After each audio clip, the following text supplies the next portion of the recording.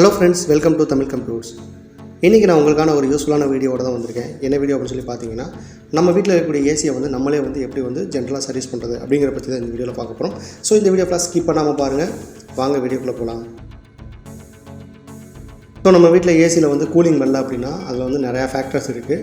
So அதில் important factor ஒன்று பார்த்தீங்கன்னா டஸ்ட்டு வந்து அடைச்சிருக்கும். ஜென்ரலாகவே எல்லாருக்குமே வந்து இந்த டஸ்ட் ஃபில்டரை ரிமூவ் பண்ணிவிட்டு மாட்ட தெரியும். ஸோ இது எல்லாருமே நம்மளே செய்கிறது தான்.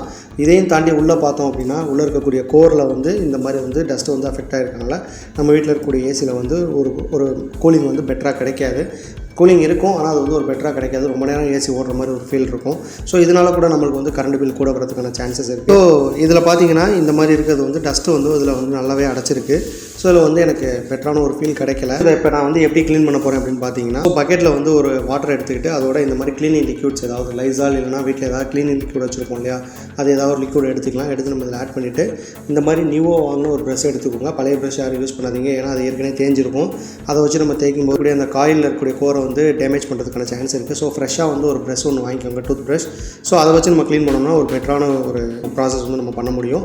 ஸோ இப்போ நம்ம அந்த ப்ரெஷ்ஷை எடுத்துகிட்டு இந்த மாதிரி நம்ம க்ளீன் பண்ண ஆரம்பிக்கலாம். ஸோ க்ளீனிங் லிக்விட் மிக்ஸ் பண்ண வாட்டரில் ஜஸ்ட் வந்து இதை டிப் பண்ணி எடுத்துகிட்டு ஒவ்வொரு இதாக இது மாதிரி மெதுவாக வந்து நீங்கள் வந்து துடைக்கணும். ஸோ நீங்கள் இதை வந்து ரொம்ப வேகமாக செஞ்சீங்க அப்படின்னா உள்ளே இருக்கக்கூடிய அந்த காயில்ஸை வந்து இது வந்து அஃபெக்ட் பண்ணுறதுக்கான சான்சஸ் இருக்குது. ஸோ ரொம்பவே பொறுமையாக, எவ்வளோ பொறுமையாக நம்மளால் வந்து பண்ண முடியுமோ அவ்வளோ பொறுமையாக வந்து இதை ரிமூவ் பண்ணலாம். ஸோ இதை பண்ணதுக்கப்புறம் பார்த்திங்கன்னா நிறையா டஸ்ட்டு வந்து இந்த மாதிரி ஏசிலேருந்து ரிமூவ் பண்ணிட முடியும்.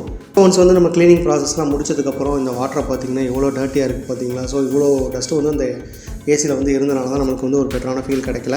ஸோ ஆஃப்டர் இதெல்லாம் நம்ம ரிமூவ் பண்ணதுக்கப்புறம் இப்போ நான் உங்களுக்கு இந்த காயிலை வந்து ஷோ பண்ணுறேன். ஸோ எப்படி இருக்குன்னு சொல்லிட்டு பாருங்கள். ஸோ இந்த ப்ராசஸை நம்ம வந்து ரொம்ப பொறுமையாக ஹேண்டில் பண்ணி இதை நம்ம செஞ்சுட்டு ஏசி எடுத்து ஃபிட் பண்ணிவிட்டு போட்டோம் அப்படின்னா நம்மளுக்கு வந்து ஒரு பெட்டரான அவுட்புட் கிடைக்கும். ஸோ சீக்கிரமே வந்து நம்மளோட ரூமில் இருக்கக்கூடிய அந்த டெம்பரேச்சர் வந்து ஃபில் ஆகிடுச்சுன்னா கம்ப்ரஸர் வந்து சென்சார் மூலமாக செல்ஃப் கட் ஆஃப் ஆகும். ஸோ செல்ஃப் கட் ஆஃப் ஆகிறது மூலமாக நம்மளுக்கு வந்து கரண்ட் பில்லை சேவ் பண்ண முடியும். ஸோ இப்போ நம்ம வந்து ஏசி இந்த மாதிரி க்ளீன் பண்ணாமல் மெயின்டைன் பண்ணாமல் விட்டுட்டோம் அப்படின்னா ஏசி வந்து ரொம்ப லாங் டேர்ம் வந்து ரன் ஆகிட்டே இருக்கும். ஸோ கம்ப்ரஸர் வந்து கண்டினியூஸாக ரன் ஆகிட்டே இருக்கனால நம்மளுக்கு வந்து சென்சார் வந்து செல்ஃப் கட் ஆஃப் பண்ணாது. ஸோ அந்த டெம்பரேச்சரும் வந்து நமக்கு வந்து ரூமில் ஃபில் ஆகாது. ஃபுல் ஆகாதனால சென்சார் வந்து கட் ஆஃப் பண்ணாது. சென்சார் கட் ஆஃப் பண்ணல அப்படின்னாக்கா கம்ப்ரஸர் வந்து கண்டினியூஸாக ரன் ஆகிட்டே இருக்கும். ஸோ இது வந்து நமக்கு 2 ஃபேக்டரை ஏற்படுத்தும். ஒன்று வந்து கரண்ட் பில்லும் கூட வரும், as well as நம்மளுக்கு வந்து ஏசியோட கம்ப்ரஸரோட லைஃபும் வந்து குறையும். ஸோ இதனால் நம்ம வந்து ஏசியை இயர்லி ஒன்ஸாவது நம்ம வந்து அதை மெயின்டைன் பண்ணி வச்சுக்கணும். ஸோ இதை நீங்கள் பண்ணலை அப்படின்னாலும் ஒரு நல்ல டெக்னீஷியனை கூப்பிட்டு நீங்கள் வந்து உங்களோட ஏசியை வந்து க்ளீன் பண்ணிவிட்டு இந்த சம்மரை வந்து நீங்கள் என்ஜாய் பண்ணுங்கள். ஸோ இந்த வீடியோ உங்கள் எல்லாருக்கும் யூஸ்ஃபுல்லாக இருக்கும்னு நான் நம்புகிறேன். இந்த வீடியோ உங்களுக்கு பிடிச்சிருந்தா ஒரு லைக் பண்ணிவிடுங்க, உங்கள் ஃப்ரெண்ட்ஸுக்கும் ஷேர் பண்ணிவிடுங்க. உங்களோட கருத்துக்களை கீழே உடைய கமெண்ட் செக்ஷனில் மறக்காமல் சொல்லுங்கள். மேலும் இது போன்ற வீடியோஸ் வேணும்னா நம்ம சேனல் மறக்காமல் சப்ஸ்கிரைப் பண்ணிக்கோங்க. ஓகே, அடுத்து ஒரு சூப்பரான வீடியோவோட உங்களை வந்து நான் மீட் பண்ணுறேன். அது வரைக்கும் தேங்க்யூ, பை.